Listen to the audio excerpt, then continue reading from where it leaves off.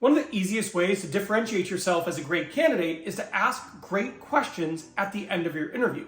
But it's actually more important than that, because if you reach the end of your interview and they ask you, hey, do you have any questions for us? And you don't have any, it could mean the end of your candidacy. In today's video, I'm going to give you 5 powerful questions you can ask in your interview with ExxonMobil to stand out as a great candidate and increase the likelihood of getting a job offer. Let's go.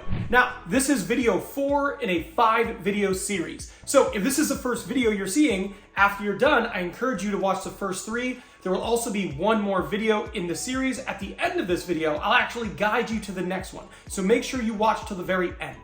Now, the first question I want you to ask in your interview with ExxonMobil is a really powerful question, one that I always ask, and it's, what does this person need to accomplish in the first 12 months of being employed for you to consider this hire to be a success? And it is a great question. It is strategic by nature, but it also allows you to understand, how are you being measured? What do you need to do in order for this person to go, hey, that was a good hire? Are those things realistic, and do you feel equipped to meet that goal? It's a great question because it allows them to start imagining you in this role. What do I need to do? What does this person need to do to be successful? It also gives you a good understanding of, do they have a plan? Have they thought about this? Every hiring manager should know what a person needs to do for it to be successful. And if they don't, that would be a bit of a concern to me.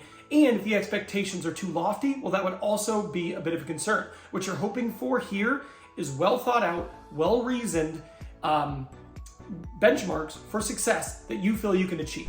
Now, this next question has to do with ExxonMobil's guiding principles, which are basically the different ways in which they operate, their guidelines, almost like culture or their values. So this question is, while I was doing research for this interview, I was reading your guiding principles, and they really impressed me. Specifically, I was interested in the community one. Can you tell me a little bit more about how this manifests in a day-to-day? Now, that is a long question, but basically what you're asking here is, on your website, you have guiding principles. One of them is talking about your contribution to the community. Can you tell me about that? Where have you seen it in your day-to-day? Is this something that actually factors into decision-making?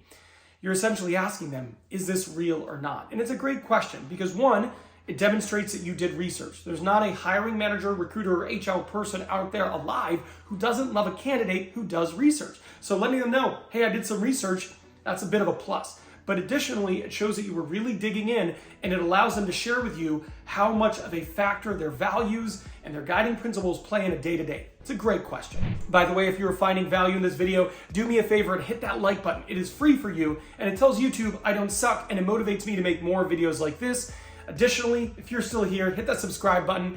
It's a great way to make sure you don't miss one of my 3 free weekly videos, all designed to help you land your dream job and maximize your career. The next question is, what would you consider to be the most challenging aspect of this role? And I love this question because it is not a standard question. They're actually going to have to tell you something slightly negative about the role. What makes this role hard? It's kind of like when they ask you a question like, why are you looking to leave your current employer, right? They're looking to see, are you going to say something negative? And it's a little bit harder to answer. Well, it's the same with this question. When you ask them what's the most challenging aspect, 1, they should know what it is. 2, it should sound authentic. And 3, you should listen to that and understand, is that something you want to deal with? It's a great question. It shows that you are really thinking about the role at a greater depth than the standard candidate, and it allows you to get more information. So it's a great question. The next question is, what are the skills and behaviors of the most effective employees at ExxonMobil? This is an awesome question, especially earlier in the process, because they're basically going to tell you things that make people who currently work there great. And then as you move forward in the process, you can make sure you're answering questions with that information in mind. It's like a question that's at a 202 level. But it's really good just to kind of understand what they value, what matters, what makes an impact. Do they even know what those things are? A really good leader is going to be able to easily tell you what makes people effective for their organization. And if they can't do it, it's a bit of a problem. But I love this question. It's incredibly strategic, and I guarantee the hiring manager you ask this to will be impressed by it. Now, this next question is a closing question. It's usually the last question you're going to ask at the very end of your interview. And you're going to say, do you have any questions or concerns about my ability to do the job? It's a great closing question because one of 2 things will happen. 1, they'll say, no, I don't have any concerns. I thought this was a good interview. In which case you will reiterate your enthusiasm and pursuit of the role. Well, great. That's really good to hear. Well, I'm really interested in next steps. Thank you for your time today, right? You've reiterated them, you were polite, you thanked him, etc. The other thing that could happen is they can go, well, actually, Ben, yeah, in your resume, it doesn't say anything about blank, which is something we need for this role. At which point you can politely accept their concern and rebuttal it. So don't get defensive. Don't go, well, I do have that. What's your problem? That would be a terrible way to respond.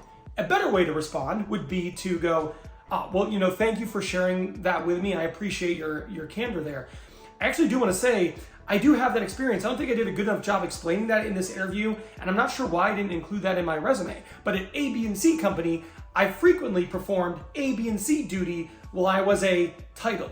And that is a great way to show them, thank you, I actually do have that experience, let's move forward. It's a great way to address their concern, and if you don't do that, you may never get the chance to address that concern, and they may kick you out of the process. Now, those are highly strategic ways to demonstrate you're a good candidate, but I have one more video that you need to watch, and it's this video here.